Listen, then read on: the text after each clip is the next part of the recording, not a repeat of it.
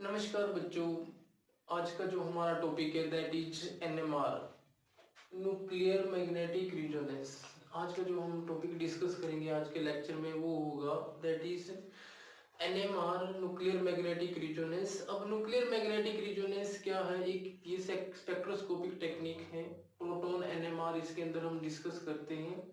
जैसे कि आपने पिछले लास्ट ईयर पढ़ा होगा, थर्ड सेमेस्टर और फोर्थ सेमेस्टर में यूवी हम पढ़ते थे, अल्ट्रा वायलेट स्पेक्ट्रोस्कोपी, जिसका हम यूज करते थे to calculate the number of pi bonds in conjugation. Number of pi bond conjugation के अंदर कितने हैं उसको निकालने के लिए हम यूज करते थे अल्ट्रा वायलेट स्पेक्ट्रोस्कोपी। और उसी तरीके से आपने आईआर स्पेक्ट्रोस्कोपी पढ़ी होगी।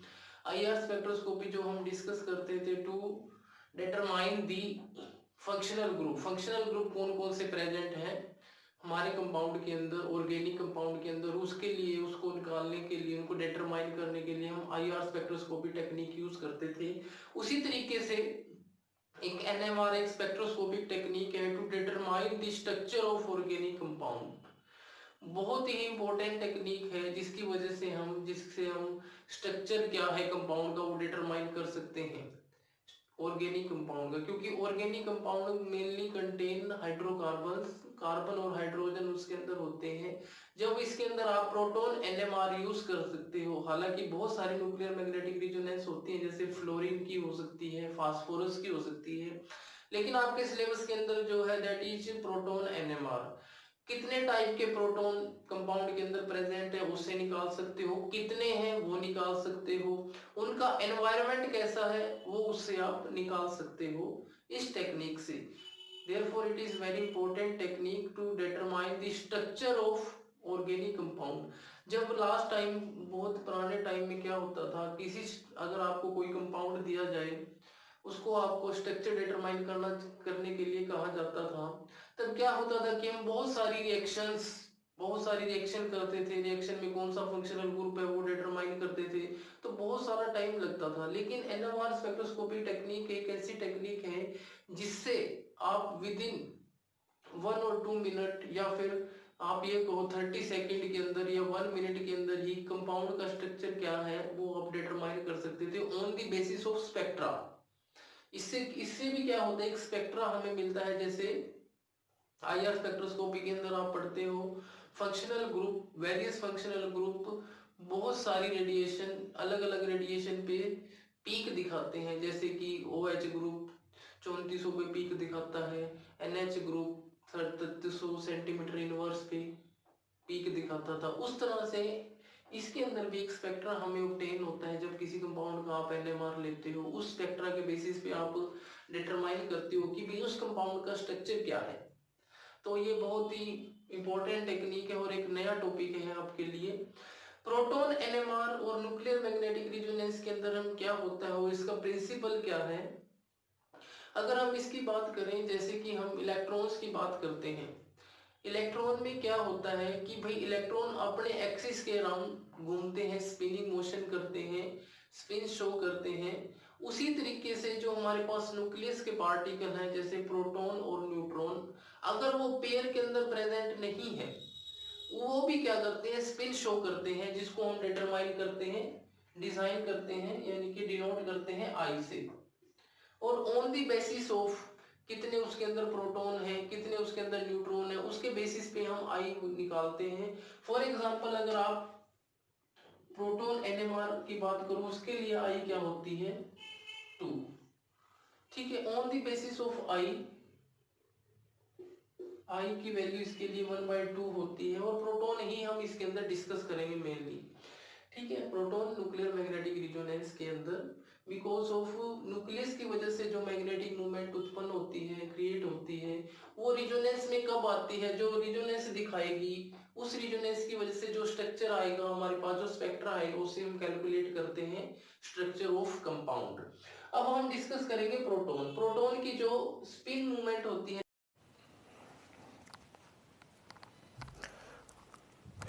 अब हम अगर स्पिन की बात करें और आई की बात करें, आई जिसको हम बोलते हैं nucleus spin I, atom according to their atomic mass or atomic number we can calculate the i's। you have to remember, इनका कोई जस्ट निकालने का फॉर्मूला नहीं है, कई बार हम इसको सिंपली याद कर देते हैं। फॉर एग्जाम्पल, अगर आपके पास एटॉमिक मास ओड है, एटॉमिक मास ओड है और एटॉमिक नंबर इवन और ओड दोनों में से कोई भी हो सकता है, तब उसकी न्यूक्लियस स्पिन क्या होगी, या तो 1/2 होगी, 3/2 होगी या 5/2 होगी। उसी तरीके से अगर आपके पास एटॉमिक मास भी इवन है और एटॉमिक नंबर भी इवन है, तब उसकी न्यूक्लियस स्पिन क्या होगी, दैट इज 0। उसकी न्यूक्लियस स्पिन क्या होगी, 0। अगर आपके पास एटॉमिक मास इवन है, यानी कि जो आपका मोलिकुलर मास होगा, एटॉमिक मास इवन और एटॉमिक नंबर ओड, तब उनकी जो न्यूक्लियस स्पिन है वो क्या होगी, दैट इज 1 2 3 कुछ भी हो सकती है। यानी कि इंटीजर के केस के अंदर इंटीजर कोई भी हो सकता है, पॉजिटिव इंटीजर। अब अगर हम कुछ न्यूक्लियस की बात करें, उनमें स्पिन क्या होती है, अगर आप प्रोटॉन की बात करें या कार्बन के आइसोटोप की बात करें जिसके अंदर हम एटॉमिक मास 13 लेते हैं, ठीक है, या फिर अगर आप नाइट्रोजन का आइसोटोप की बात करें जिसके अंदर 15 आइसोटोप होते हैं नाइट्रोजन का, उनकी आई क्या होती है, यानी कि न्यूक्लियस स्पिन दैट इज 1/2। उसी तरीके से अगर हमारे पास even number of atomic mass है और एटॉमिक नंबर भी इवन है, तो उनकी न्यूक्लियस स्पिन क्या होगी, 0। उनकी न्यूक्लियस स्पिन क्या होती है, 0। उसी तरीके से अगर हमारे पास एटॉमिक मास इवन है और एटॉमिक नंबर ओड है, तब उसका न्यूक्लियस स्पिन क्या होगी, दैट इज, यहाँ पे हमने ड्यूटीरियम का एग्जांपल लिया है जिसके अंदर एटॉमिक मास क्या है हमारे पास, इवन है और एटॉमिक नंबर क्या है, ओड है। इसी तरीके से एटॉमिक मास कार्बन नाइट्रोजन का 14 और एटॉमिक नंबर 7, ओड और इवन, तो उनकी आई क्या है, 1। इट मींस न्यूक्लियस स्पिन क्या है, उनकी आई। जिस तरह से इलेक्ट्रॉन की स्पिन होती है उसी तरीके से न्यूक्लियस की स्पिन है, और इसके अंदर हम कोई भी जो NMR है उसमें कार्बन 30 का NMR भी हम ले सकते हैं, फ्लोरीन का NMR भी हम ले सकते हैं, लेकिन जो हमारे सिलेबस के अंदर है वो हम डिस्कस करेंगे, that is only and only proton NMR। अब जब कौन से मॉलिक्यूल NMR शो करेंगे, सबसे बड़ी बात ये होती है कि भी आपको पता होना चाहिए भी कौन से मॉलिक्यूल है, यानी कि कौन से एटम्स हैं जो NMR शो करते हैं। तो उसके लिए आपको ध्यान रखना है, जब भी आई, जिस भी एटम्स के अंदर आई ग्रेटर देन 0 होगी, दैट शो प्रोटॉन NMR या फिर न्यूक्लियर मैग्नेटिक रिजोनेंस वो शो करते हैं। It means that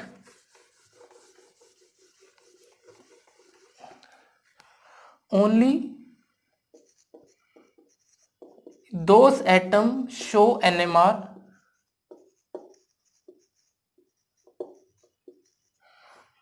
that spin greater than 0, जिनकी स्पिन ग्रेटर देन 0 होगी वही एटम्स और पार्टिकल क्या शो करेंगे, NMR स्पेक्ट्रोस्कोपी शो करेंगे। अगर किसी की 0 है वो प्रोटॉन NMR शो नहीं करेंगे, ठीक है। सॉरी, प्रोटॉन की बात नहीं है, प्रोटॉन एक अलग वर्ड है, NMR की हम बात कर रहे हैं। जो न्यूक्लियर स्पिन जिसके अंदर ग्रेटर देन 0 होगी वही न्यूक्लियर मैग्नेटिक रिजोनेंस शो करेंगे। अब अगर आप यहाँ प्रोटॉन की बात करो, प्रोटॉन की जो न्यूक्लियर स्पिन होती है दैट इज 1/2, ओके, 1/2 होती है। जब हम प्रोटॉन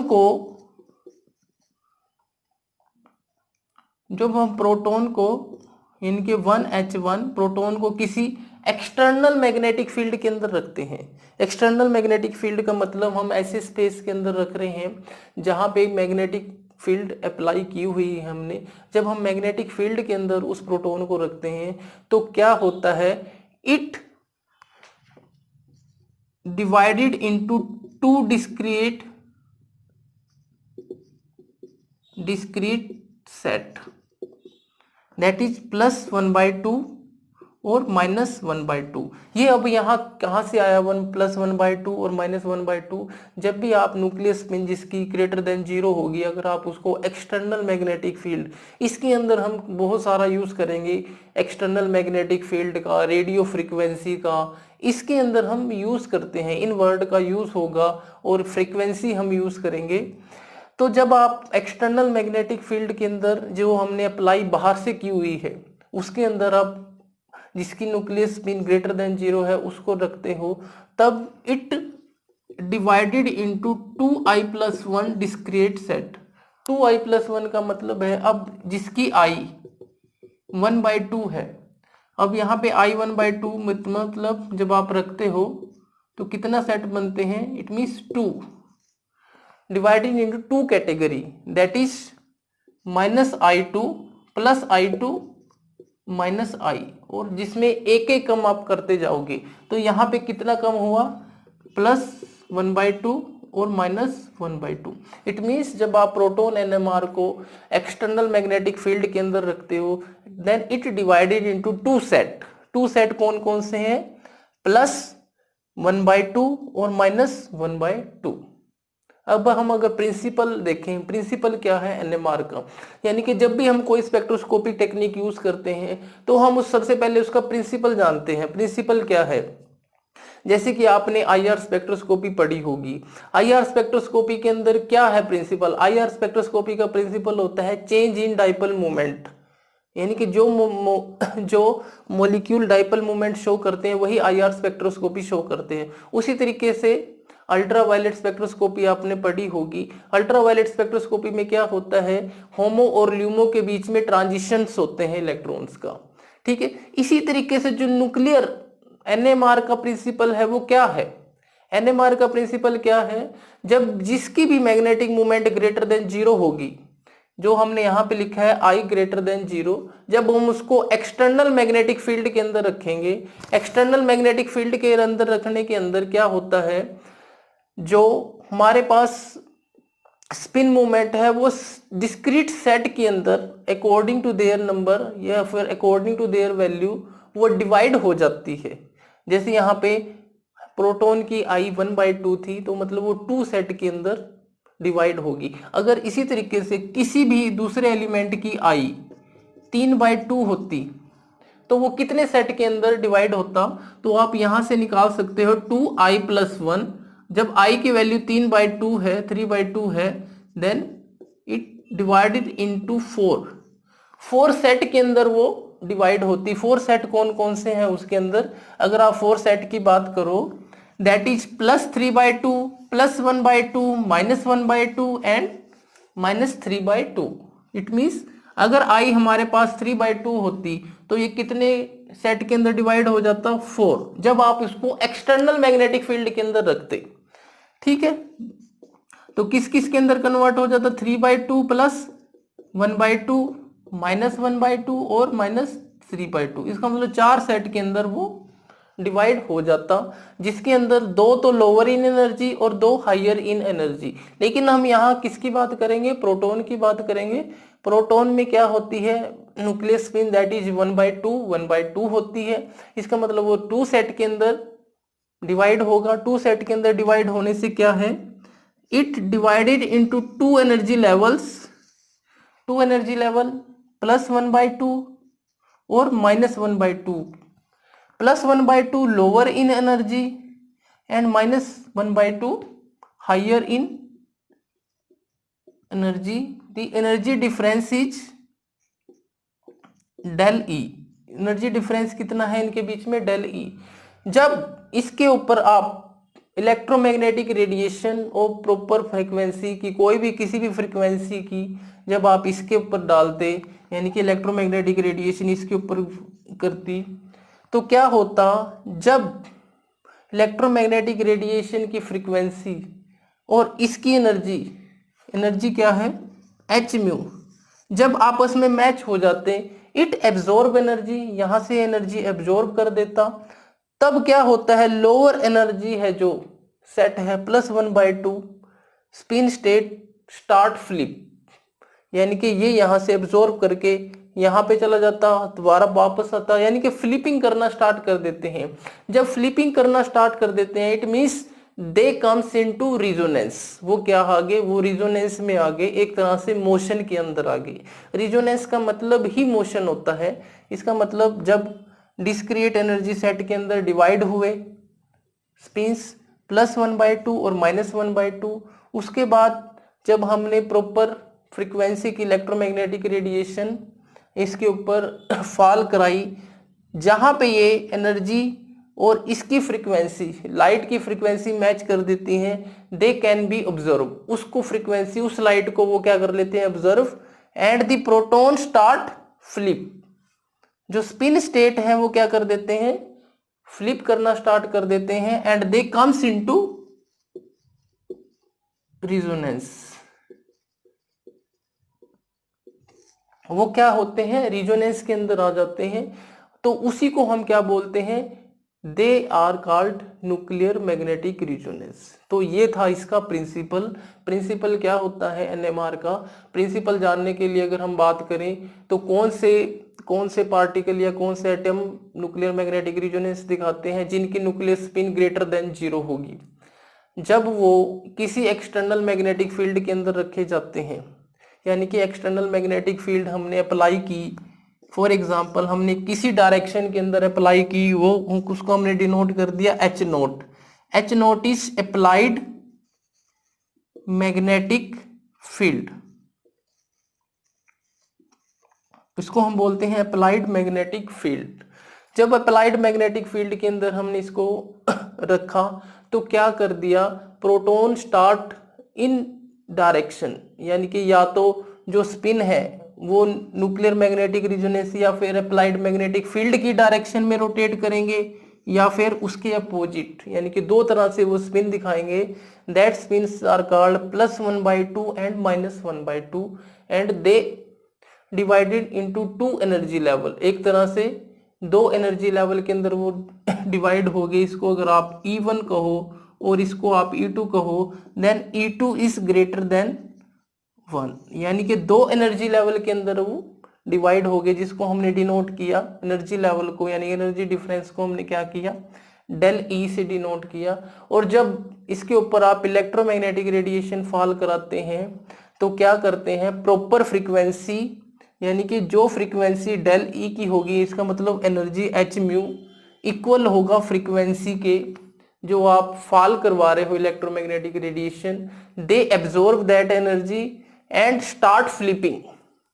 प्रोटॉन्स के जो स्पिन स्टेट है वह फ्लिप करना स्टार्ट कर देते हैं। फ्लिपिंग का मतलब होता है ये ऊपर ये नीचे 1/2 -1/2 में कन्वर्ट हो गया, -1/2 +1/2 में कन्वर्ट हो गया, इस तरह से फ्लिपिंग करना स्टार्ट कर देते हैं। जब वो फ्लिपिंग करना स्टार्ट कर देते हैं, it means they comes into resonance, वो क्या हो गए, रिजोनेंस के अंदर आ गए।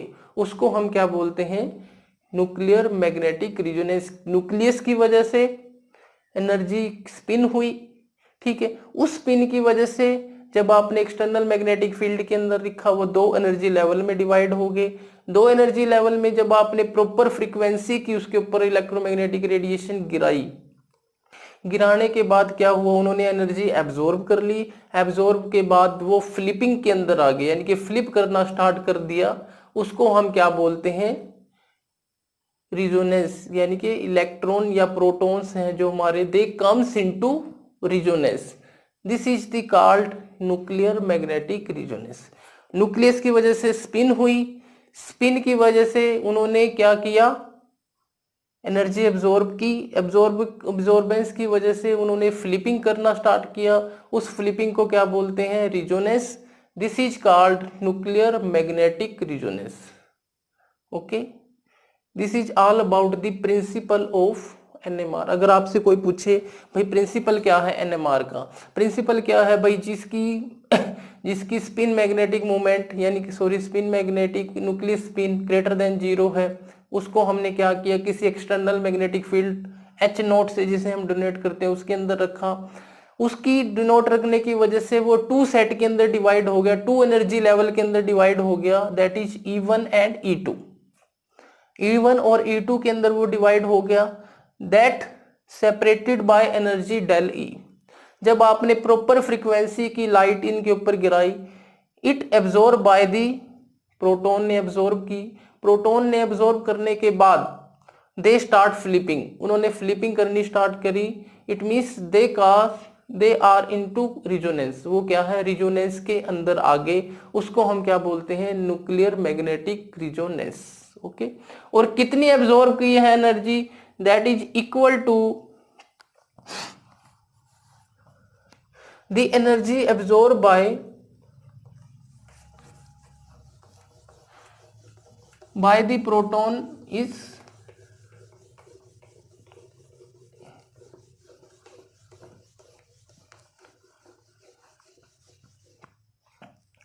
डेल ई, कितनी एनर्जी वो ऑब्जॉर्व करते हैं, del E equal to H mu, H mu आप लिख सकते हो gamma, that is gyromagnetic ratio H two pi और H is called Planck constant. अब अगर यहां से फ्रीक्वेंसी आप निकाल लो, फ्रीक्वेंसी क्या आ गई, H by 2 pi, it means it is gyromagnetic ratio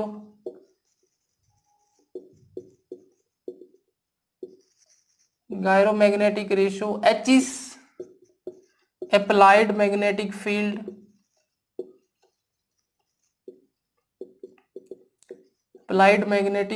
and 2 pi is constant।